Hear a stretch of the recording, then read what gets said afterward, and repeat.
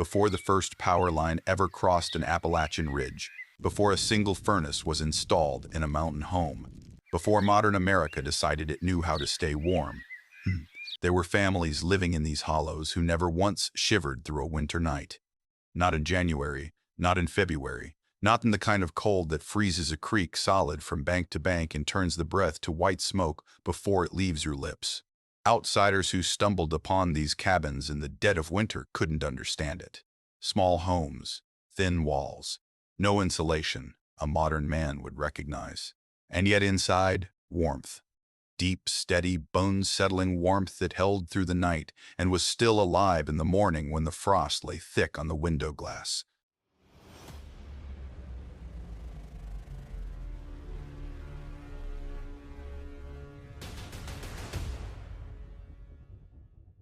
They didn't have what we have, but they understood something about heat that modern America has almost completely forgotten. These mountains get cold. Not the kind of cold that inconveniences you. The kind that kills. The Appalachian winters, especially in the higher elevations, in the deep hollows where the sun clears the ridge for only a few hours each day, brought temperatures that dropped well below zero and stayed there for weeks at a stretch. Wind moved through the gaps in the valleys like something alive. Ice formed on the inside of cabin walls. The ground froze so hard a pickaxe could barely mark it. This was the world the mountain families lived in, and they didn't fight it. They didn't try to overpower it the way modern heating systems do, burning enormous amounts of fuel to force warmth into every corner of a large space. They thought about heat differently. They thought about it the way the mountain had taught them to think about everything, with patience, with precision, with an understanding that working with the cold was always smarter than working against it. But the real secret wasn't the fire itself. It was where they put it. Walk into any old Appalachian cabin that was built by someone who knew what they were doing, and the first thing you notice is the fireplace, not because it's decorative, not because it's large, because of where it sits. Dead center of the structure, sometimes two fireplaces, one on each end, but always positioned so that the chimney mass ran through the heart of the home. This was not an accident. Stone and brick absorb heat slowly, reluctantly, like a man who doesn't trust anything too quickly, but once that mass is warm, it holds. A stone chimney that has been burning for 6 hours doesn't just radiate heat while the fire is going. It radiates heat for hours after the last log has burned down to coals. Through the night, into the cold gray hours before dawn when the fire has gone quiet and the hollow outside is as silent and dark as the bottom of a well. The mountain families understood this the way a carpenter understands wood, grain, instinctively, physically through years of living beside it. They weren't heating air, they were heating stone, and the stone heated everything else.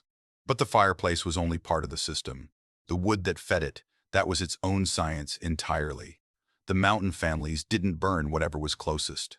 Didn't drag in green timber from last week's fallen tree and expect it to warm a family of 7 through January.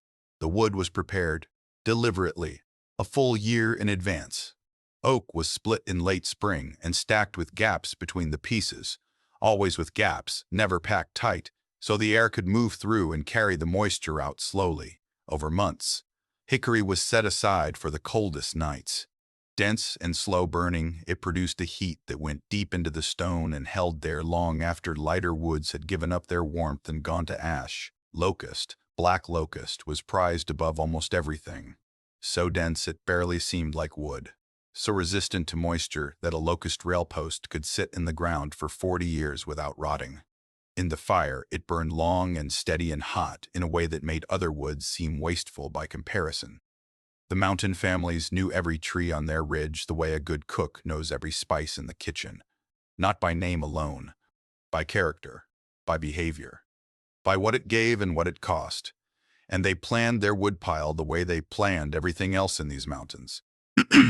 A year ahead, always a year ahead. The wood burning in January had been cut the January before, because wet wood doesn't just burn poorly, it steals heat, it fills the chimney with creosote, it smokes without warming. It is, in the language of the mountain, a waste of everything, the tree's life, the man's labor, the family's winter. Dry wood was not a convenience, it was survival arithmetic. There is something else about these mountain cabins that most people never think about. The size. Modern homes are large, open, full of hallways and rooms that lead to other rooms. Spaces that must be heated whether anyone is in them or not. The old Appalachian cabin was the opposite of this. One room, usually. Sometimes two. Built low to the ground, with ceilings that stopped just above a tall man's head.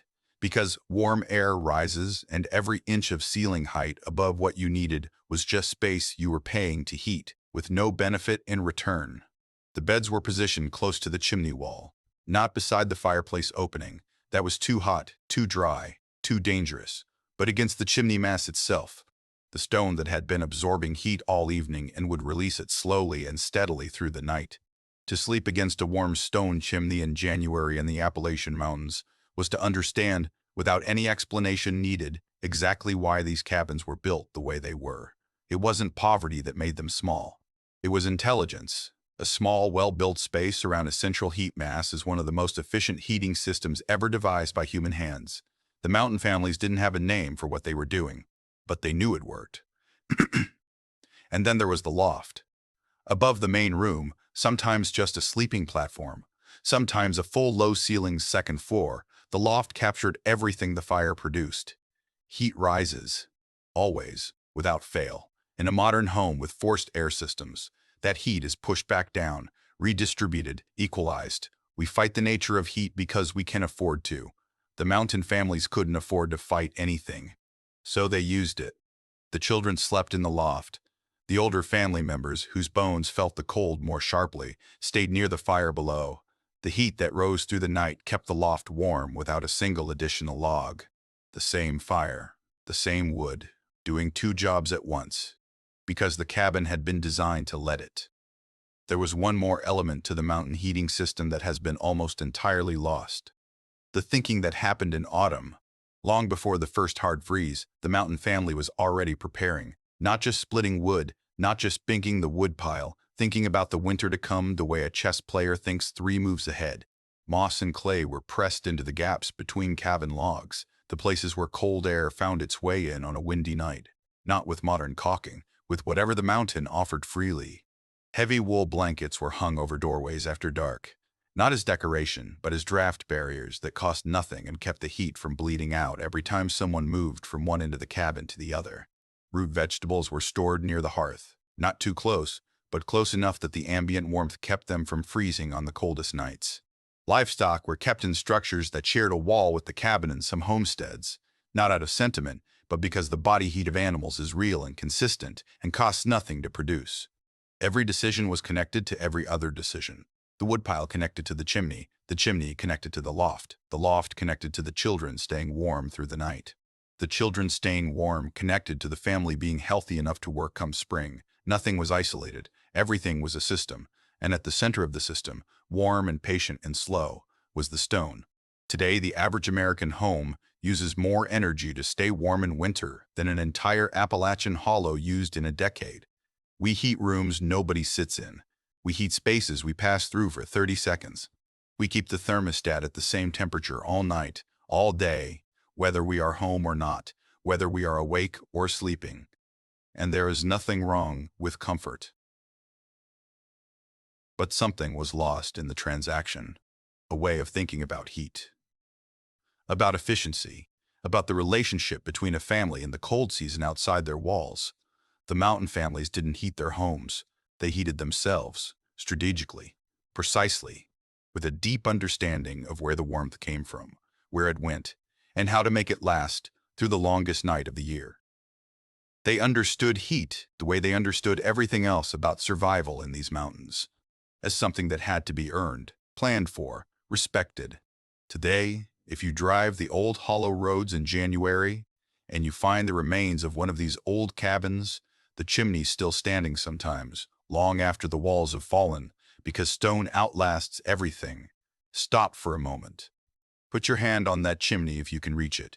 On the coldest days, in the oldest ruins, you will sometimes feel it, not warmth exactly, but the memory of warmth, held in the stone the way the mountain holds everything, quietly, stubbornly, long after everything around it is gone. These families are gone. Their fires are gone, but the chimneys remain, standing in the hollows like monuments to a way of living that asked very little of the world, and gave back warmth enough to last the night. The mountain heating method America forgot wasn't a secret. It was just patience. It was just stone.